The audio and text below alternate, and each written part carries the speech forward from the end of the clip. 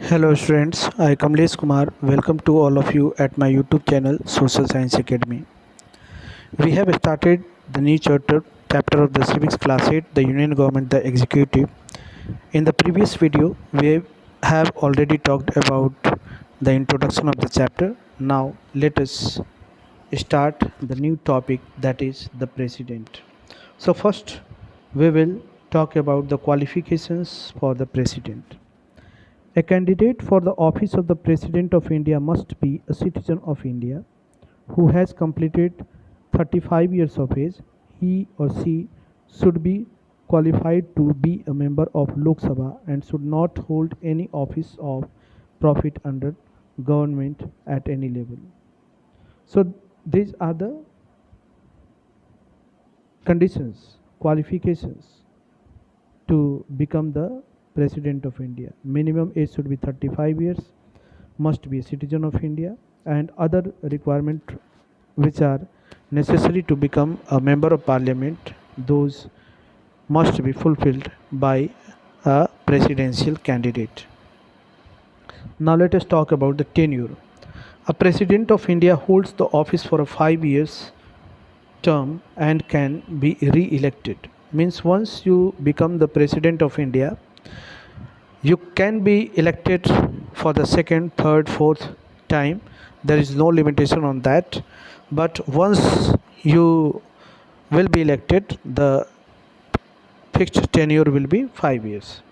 So Dr. Rajendra Prasad, the first president of India, was the only president to have been re-elected for a second term. So he continued to be in office from 1950 to 1962. Now let us see the next page.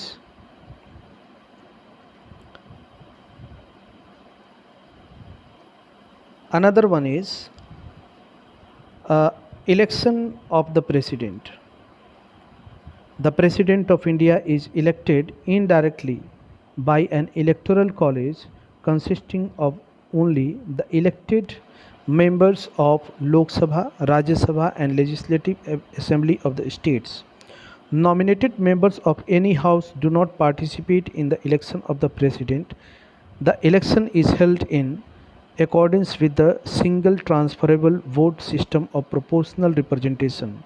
Under this system, it is essential to secure the fixed quota of votes to get elected, that is less than 50%. Means suppose who will participate in the election. So the in the presidential election, only the elected members, not nominated, remember it, only the elected members of the Lok Sabha, Rajya Sabha and all the legislative assembly of the existing states are eligible to participate in the presidential election to cast their vote. And the voting system is based on single transferable vote system of proportional representation. Under this system, what happened, it is essential to secure the fixed quota of votes to get elected, that is more than 50%. Means a candidate has to necessarily secure more than 50% of the valid votes. So in what happens in the presidential election, all the names of the candidates are printed on the ballot paper, and there are preferences 1 2 3 4 5, whatever the number of the candidates, and the voters should give the preferences that to whom they want to elect. So the first preference candidates at the first round, it will be counted, and likewise, and it is repeated till the time that one of the final candidate get elected.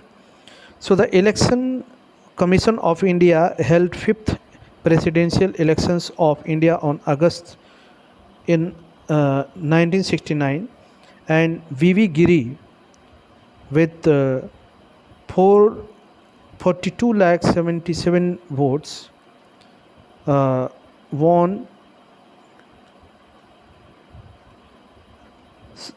sorry 4,20,077 votes won in a run of elections over his rival Neelam Sanjeva Reddy, who got 4,05,427 votes. It was for the first time in India that a presidential candidate VV Giri won the election on the basis of second preferences votes.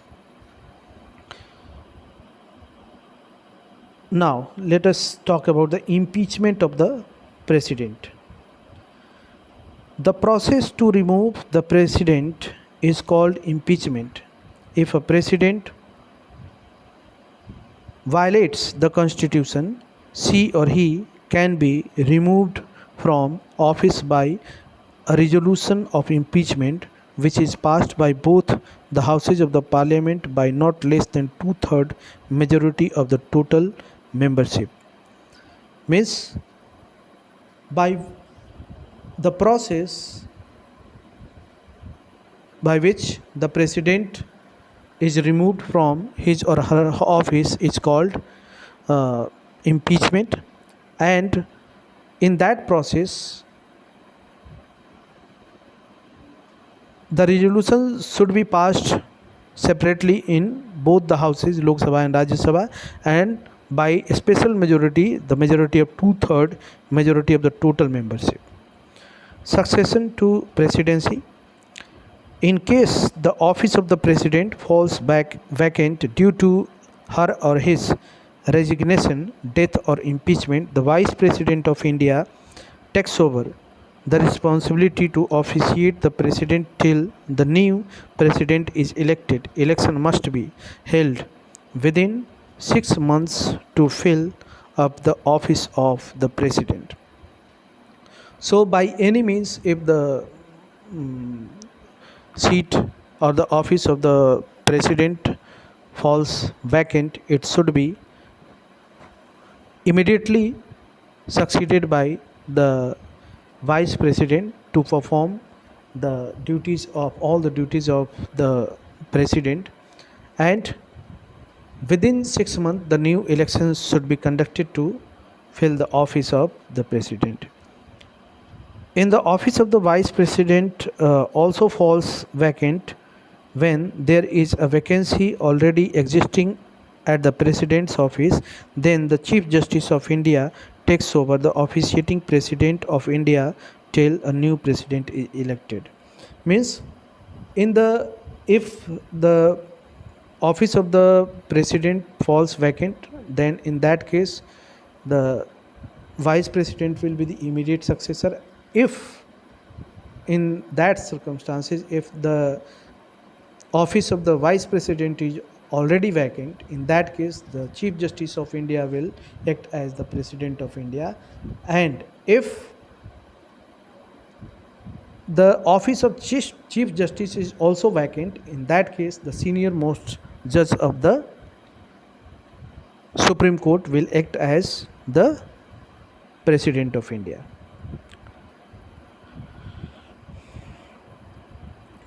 So here is the procedures for the election of the president. If we will talk this in this video, the video will become longer, so we will talk in the another video. Till then, keep watching, and if you are liking my video, please smash on like button, subscribe my channel so that you will get the earliest notification of the new videos. Share these videos with your friends. Thank you. Have a nice day.